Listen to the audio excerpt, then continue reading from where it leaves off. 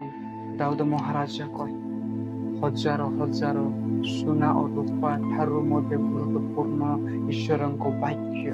Hallelujah. ଜଗତର ସମସ୍ତ ବିଷୟ ଆପଣଙ୍କୁ ପବିତ୍ର କରିପାରିବ ନାହିଁ। ଜଗତର ସମସ୍ତ ଧନ ସମ୍ମାନ ଆପଣ ସ୍ୱର୍ଗ ରାଜ୍ୟକୁ ନେଇପାରିବ ନାହିଁ। ସମସ୍ତଙ୍କୁ ପ୍ରଭୁ ଯୀଶୁ ଖ୍ରୀଷ୍ଟଙ୍କ ମଧୁର ନାମରେ ନମସ୍କାର ଜଣାଏ। ପ୍ରଭୁଙ୍କ ମହାନାମର ଧନ୍ୟବାଦ ହଉ।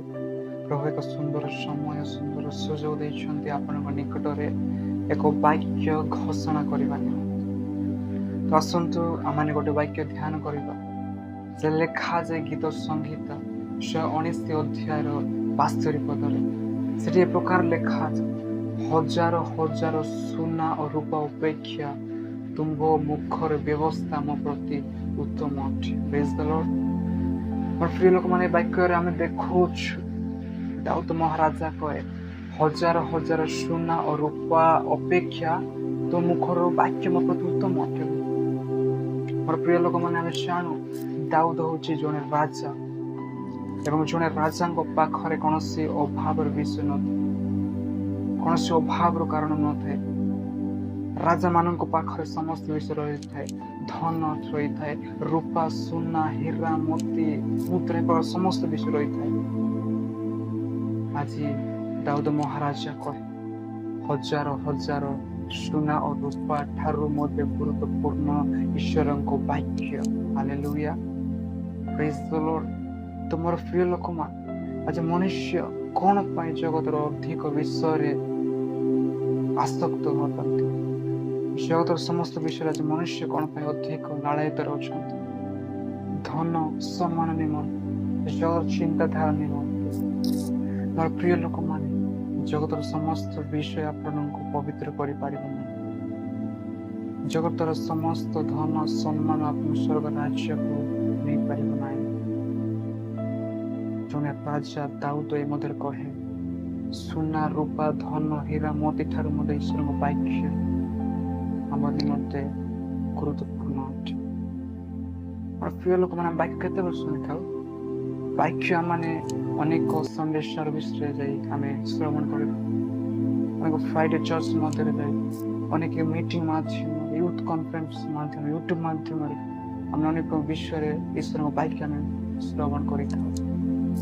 ତଥାପି ଆମେ ବାକ୍ୟ ପାଳନ କରୁନାହୁଁ। କ'ଣ ପାଇଁ?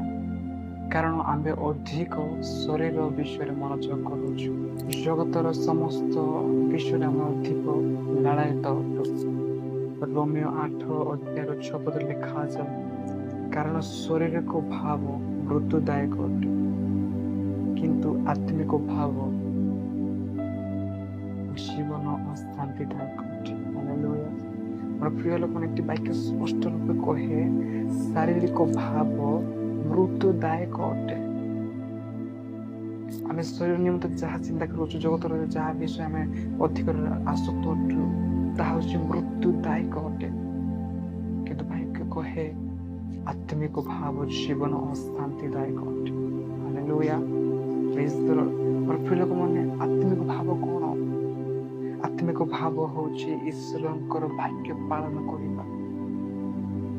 ଈଶ୍ୱରଙ୍କ ବାକ୍ୟକୁ ଆମେ ପାଳନ କରିବା, ପ୍ରଭୁଙ୍କର ଉପସ୍ଥିତି ମଧ୍ୟରେ ଯିବା, ତାଙ୍କର ଇଚ୍ଛାକୁ ଆମେ ଯେମିତି ପୂର୍ଣ୍ଣ କରିଯିବା, ସତ୍ୟ ରାସ୍ତାରେ ଚାଲିବା, ଏହା ହେଉଛି ଆତ୍ମିକ ଭାବ।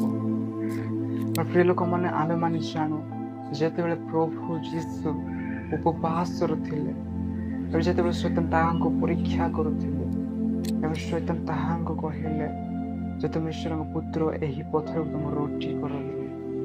ତଥାପି ପ୍ରଭୁ ଯୀଶୁ ସେ ମଧ୍ୟରେ କହୁଛନ୍ତି ମନୁଷ୍ୟ କେବଳ ରୋଟିରେ ବଞ୍ଚେ ନାହିଁ, ଈଶ୍ୱରଙ୍କ ମୁଖର ନିର୍ଗତ ବାକ୍ୟ ଦ୍ୱାରା ବଞ୍ଚେ। ଆମେ ପ୍ରେଜ୍ ଦ ଲର୍ଡ।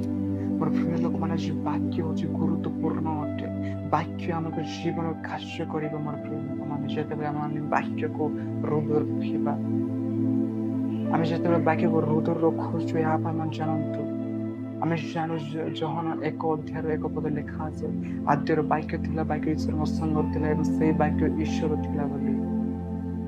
ଯେତେବେଳେ ବାକ୍ୟକୁ ଆମେ ଜୀବନ ହୃଦୟରେ ରଖିଥାଉ, ତ ଆମମାନଙ୍କ ସହିତ ଈଶ୍ୱର ଅଛନ୍ତି।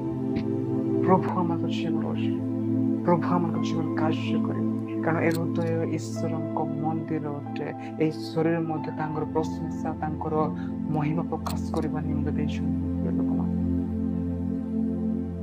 आम ईश्वर वाक्य को पालन कर ईश्वर वाक्य को आम मान पालन कर